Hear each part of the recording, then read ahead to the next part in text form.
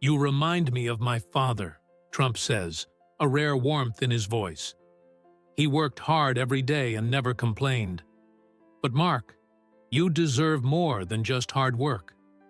Your daughter deserves to see her dreams come true." Mark's voice cracks as he whispers, "I don't know what to say. Thank you. Doesn't feel like enough." Trump smiles slightly. "Just promise me you'll keep teaching her the value of perseverance. That's all the thanks I need." But how did this unexpected moment come to be? Let's go back to where it all began. The streets of New York bustled with the usual morning energy.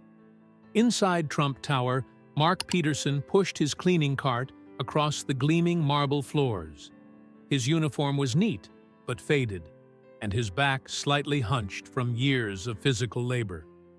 He worked silently, his eyes focused on the task at hand, blending seamlessly into the grandeur of his surroundings.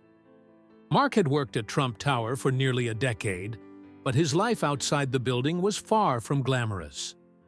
A widower, he had been raising his 16-year-old daughter, Mia, alone. Mia, a talented young artist, dreamed of attending a prestigious art school, but Mark's salary barely covered their basic needs.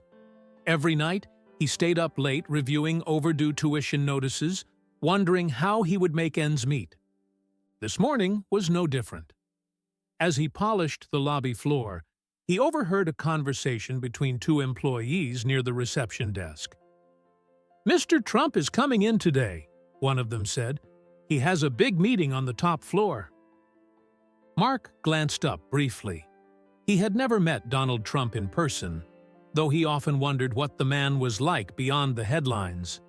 Was he as commanding as people said? As driven?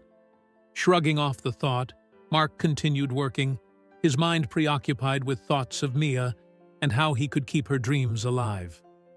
Later that morning, a sleek black SUV pulled up outside the tower. Donald Trump stepped out, dressed in a sharp navy suit and red tie, his presence commanding attention. He exchanged brief greetings with the staff before heading toward the elevators.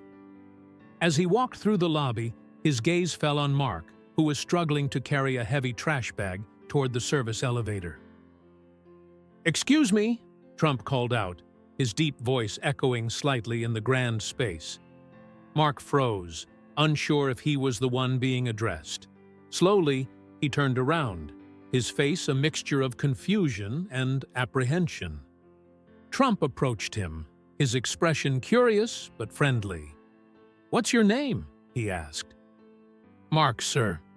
Mark Peterson," he replied hesitantly, clutching the trash bag tightly.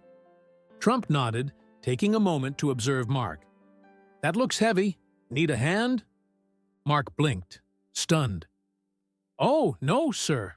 I'm fine," he said quickly. Trump tilted his head, a small smile forming. "All right, but don't hurt yourself. Hard work's important, but so is taking care of yourself." Mark nodded, mumbling a thank you as Trump stepped into the elevator.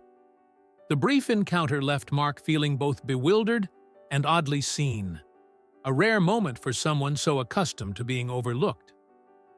As the day went on, Mark couldn't shake the encounter from his mind. It wasn't every day that someone like Donald Trump noticed someone like him.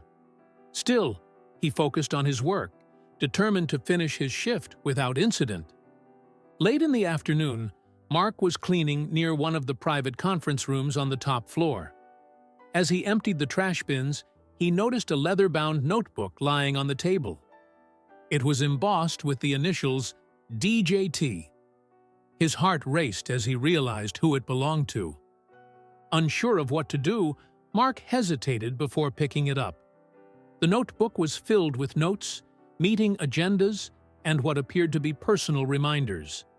He knew it was important and needed to be returned immediately. Mark approached the receptionist near the private offices. "Excuse me," he said, holding up the notebook. "I think Mr. Trump left this behind." The receptionist looked up, her eyebrows raising slightly. "Thank you," I'll make sure he gets it, she said. As Mark handed it over, a familiar voice behind him said, "Actually, I'll take that." Mark turned to see Donald Trump standing there, his expression one of surprise and gratitude. "You found this?" Trump asked, taking the notebook. "Yes, sir," Mark replied. "It was in the conference room." Trump smiled, a rare warmth in his eyes. "You have no idea how important this is. Thank you." Before Mark could leave, Trump stopped him. "Wait," he said. "What's your story? You've been working here long?" Mark hesitated, then nodded. "About 10 years, sir." "And your family?" Trump asked, his tone genuine. Mark swallowed hard. "It's just me and my daughter, Mia. She's in high school. Wants to be an artist someday." Trump nodded thoughtfully. "Sounds like she has a good dad." The conversation might have ended there, but Trump had another idea. "How about you join me for lunch? I'd like to hear more." Mark's eyes widened. "Lunch? With you?" "Why not?" Trump said with a grin. "You've earned it." Over lunch, Mark shared his story, how he had lost his wife to an illness, how he worked tirelessly to support Mia, and how he often felt invisible in a world that rarely looked past his uniform. Trump listened intently, occasionally nodding or asking questions. When the meal ended, Trump leaned back, his expression thoughtful. "You remind me of my father," he said. "He worked hard every day and never complained. But you deserve more than just hard work, Mark. Your daughter deserves to see her dreams come true." Mark was speechless as Trump continued. "I want to help. Let's make sure Mia gets the education she needs. Consider her tuition covered." Tears welled in Mark's eyes as he struggled to find the words. I don't know what to say. Thank you doesn't feel like enough." Trump smiled. "Just promise me you'll keep working hard and teaching Mia the value of perseverance. That's all the thanks I need." The following week, Mark received confirmation that Mia's tuition had been fully paid for. Along with it came a note from Trump himself. Hard work and dedication deserve to be rewarded. Never stop believing in what's possible. Mia's excitement was boundless. With her education secure, she began submitting her artwork to competitions and gaining recognition for her talent. Mark's pride in his daughter grew with every step she took toward her dreams. Mark continued working at Trump Tower, but he did so with a renewed sense of purpose. He was no longer invisible. He was part of a story that proved even the smallest gestures could change lives. This story reminds us of the incredible impact one small act of kindness can have.